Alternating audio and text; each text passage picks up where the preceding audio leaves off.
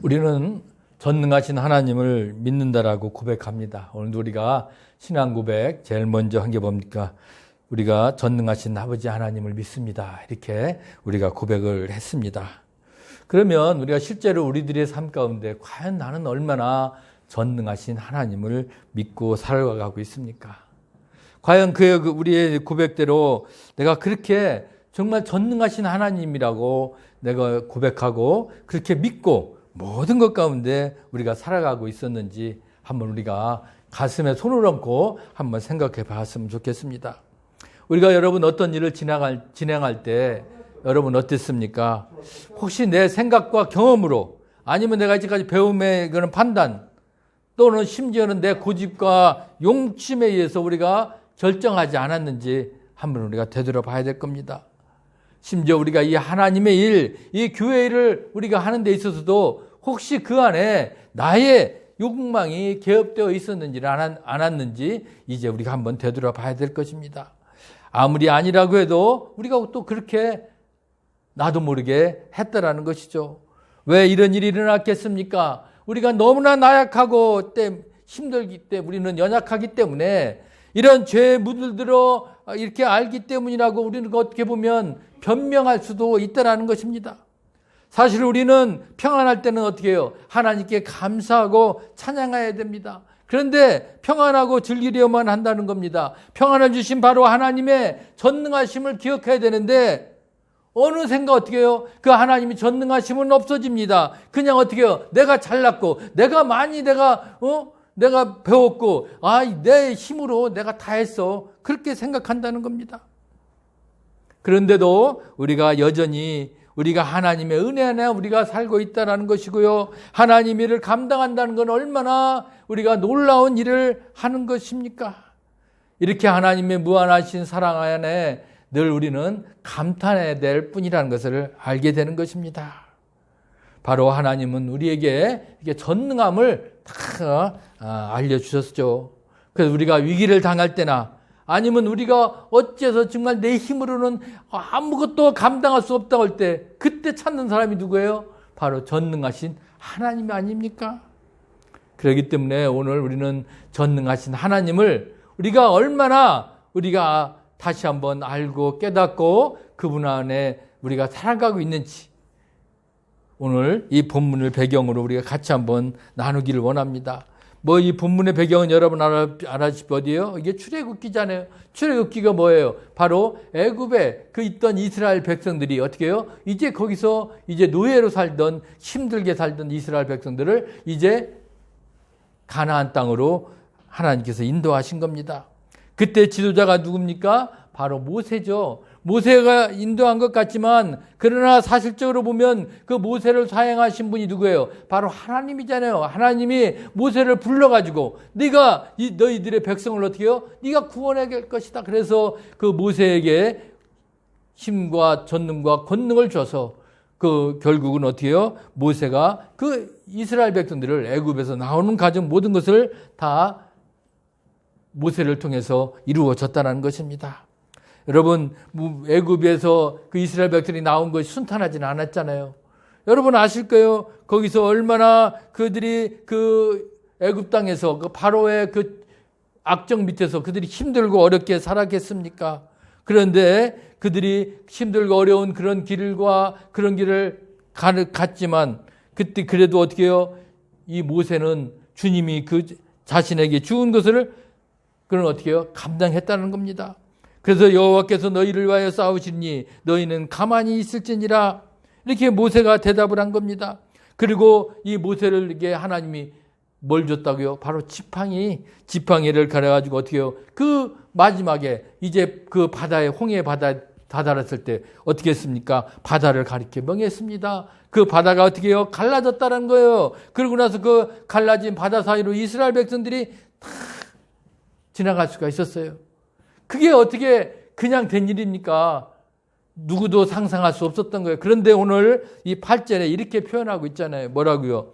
주의 곶김에 물이 쌓이되 파도가 언덕같이 일어서고 큰 물이 바닷 가운데 엉기나이다. 여러분 그게 어떻게 주의 콧김, 여러분 콧김 해봐야 바람 얼마나 세요. 세지도 않아요. 감당하지 못하는. 그런데 이거는 주님의 콧김에 그냥 물이 그냥 한순간에 쌓이기도 하고, 그리고 어떻게 해요? 파도가 막 일어나는 것이고, 그리고 큰 물이 바닷 가운데 어떻게 해요? 엉긴다. 결국 그 얘기는 무엇입니까? 바로 물과 바다를 그냥 마음대로 제어할 수 있는 분이 누구예요? 바로 전능하신 하나님이라는 겁니다. 그분이 가능하다는 거예요.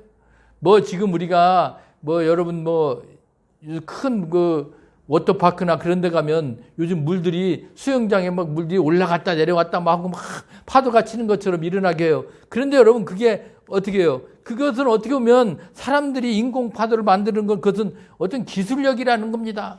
그런데 그 바다를 가능하게 할 수 있는 건 뭐예요? 인간의 기술로 가능할까요? 아니에요. 바로 전능하신 하나님이 그렇게 움직이셨다는 것을 우리는 알아야 될 것입니다. 그런데 이 하나님이 바다를 움직이실 때 바다가 어떻게 됐죠? 갈라졌습니다. 양쪽으로 벽이 쌓이고, 그리고 바다 사이로 길이 나니까 이제 이스라엘 백성들이 바다 사이를 다 걸어갔습니다. 그런데 그 뒤를 뒤따라오던 바로 애국 군대가 이게 웬일이야? 바다에 길이 났네. 그러니까 애국 군대도 어떻게 해요? 빨리 저기 가서 이스라엘 백성들을 잡아야 되니까 그냥 그 길로 다시 애국의 군대들이 들어왔습니다. 그런데 그 순간 어떻게 됩니까? 그 열렸던 바닷길이 어떻게 해요? 그냥 한순간에 덮어진 겁니다. 그래서 애국 군대들은 어떻게 해요? 그냥 그 물속에 멸할 수밖에 없었다는 거예요. 오늘 그것을 이렇게 표현하고 있어요. 원수가 말하기를 내가 뒤쫓아 따라잡아 탈취물을 나누리라. 내가 그들로 말미암아 내 욕망을 채우리라. 내가 칼을 빼리니 내 손이 그들을 멸하리라 하였으니. 결국 그들을 멸하게 만드셨다는 것입니다. 왜? 하나님이 이 모세에게 손을 바다 위로 내밀라고 하셨고요. 그리고 양옆으로 갈라진 물이 이제 한순간에 또 어떻게 해요? 합해지게 됩니다. 합해지니까 물 사이를 지나던 애국 군대는 졸지에 한순간에 다 멸할 수밖에 없었다는 거예요. 그래서 10절에 주께서 바람에 일으키심에 바다가 그들을 덮으니 그들이 거센 물에 납같이 잠겼나이다. 어떻게 보면은 애굽왕의 그 군대들은 어떻게 해요? 살아났을까요? 살아나지 못했어요. 간 사람도 살아나지 못하고 그냥 다 그 물속에 수장이 된 겁니다. 이렇게 하나님의 전능하심이 필요할 때는 물을 어떻게 해요? 가르기도 합니다. 그래서 하나님 백성들이 살아갈 수 있도록 그 길을 여셨고, 그리고 또 어떻게 해요? 물을 한순간에 그 열렸던 물을 또 합하기도 하신다는 겁니다. 물을 딱 가를 때는 누가? 이스라엘 하나님의 백성들, 이스라엘 백성들이 다 살아났죠. 그러나 또 애국 군대가 갈 때는 어떻게 해요? 다 그들을 어떻게 해요? 물을 또 합해버렸습니다. 그래서 그들을 멸하셨다는 겁니다. 애국 군대의 격퇴로 이스라엘은 이제 그 애국 군대로 두려워하지 않았습니다. 그들이 되돌아보니까 상상할 수 없는 일들이 일어났잖아요. 그래서 이제 애국 군대는 이스라엘을 더 이상 추격하지도 못했죠. 그들은 자기들의 욕망대로 칼을 들어 휘두르고 이스라엘을 진멸하려 하였지만, 그러나 하나님은 어떻게 해요? 바람을 일으키고 바다를 일으켜서 그들을 덮음으로써 애국 군대를 그냥 한순간에 물속에 다 수장시켰다는 겁니다. 그만큼 하나님은 원수를 어떻게 해요? 가만 놔두십니까? 아니라는 거예요. 하나님은 원수를 제압하신다. 그런 분이 바로 하나님이라는 겁니다. 그렇기 때문에 여러분, 나쁜 원수들을 하나님은 절대로 가만두지 않을 겁니다. 그것은 분명히 우리가 심판을 하지 않아도 하나님께서 어느 순간에 그 악한 그 원수들은 어떻게 해요? 다 제압해 버린다는 것을 여러분 우리는 기억해야 됩니다. 이렇게 이스라엘 백성들이 위기 중에서 하나님의 전능하심을 체험한 겁니다. 야, 우리가 어떻게 저 물 바다가 한순간에 갈라져서 우리가 다 이렇게 살아났고, 그리고 저 우리를 쫓던 저 악한 저 원수들 애국 군대는 한순간에 저렇게 물속에 다 수장이 되었겠습니까? 그것을 보니까 이스라엘 백성들은 그야말로 야, 우리 하나님이 그야말로 큰 능력을 가지신 분이구나 경험하게 된 겁니다. 그래서 하나님을 더 두려워하게 되는 겁니다. 그러면서 이제 하나님이 종인 이 모세의 말을 어떻게 해요? 신뢰할 수밖에 없었던 것이죠. 이런 놀라운 일을 경험하게 되니까 이제 이 모세와 이스라엘이 하나님께 노래를 합니다. 가만히 있을 수가 없잖아요. 야, 이거는 그야말로 우리가 이렇게 살게 된 것은 우리 힘이 아니야. 전능하신 하나님이야. 그 하나님을 어떻게 높여드려야 되잖아요. 그래서 오늘 찬양을 하는 겁니다. 11절에 뭐라고 찬양해요? 여호와의 신 중에 주와 같은 자가 누구니까? 주와 같이 거룩함으로 영광스러우며 찬송할 만한 위엄이 있으며 기이한 일을 행하는 자가 누구니까? 이렇게 오늘 찬양을 하는 겁니다. 여러분, 우리가 하나님을 이렇게 노랫말로 통해서 또 찬송하는 이스라엘 백성들의 모습을 보니까 하나님을 그런 전능하심을 경험하니까 야, 이 세상에는 어느 누구도 믿을 사람이 없구나. 결국 우리가 믿고 우리가 따라야 될 분은 누구요? 바로 전능하신 하나님이라는 것을 그들은 입술로 고백하고 하나님을 찬양하고 있습니다. 그 애굽의 그 많던 그런 신들, 야, 그거 다 필요 없어. 그것들은 다 인간들이 그냥 했던 요술에 불과하다는 것을 그들이 깨달은 겁니다. 우리가 잘 아는 그 애굽 땅에서 이미 모세가 이스라엘 백성을 구하기 전에 그 바로 왕 앞에서 여러분 10가지 재앙을 했던 거 기억하잖아요. 물론 그 2가지까지는 요술사들도 따라 했어요. 그러나 제 아무리 요술사라 할지라도 그 애굽의 재앙을 회복하는 것은 할 수가 없었다는 겁니다. 세 번째부터는 그 애굽의 요술사들도 따라할 수가 없었습니다. 바로 하나님의 강한 능력이 이런 그 이미 애굽 땅에서부터 그렇게 증명됐다는 것을 우리가 알 수가 있습니다. 그거 어떻게 누가 그 파도를 그냥 그 파도를 누가 가르고 누가 합한다라고 누가 생각할 수가 있었겠습니까? 이것은 전능하신 하나님만이 할 수가 있다는 것을 알았기 때문에 이스라엘 백성들은 전능하신 하나님, 그분을 찬양할 수밖에 없었습니다.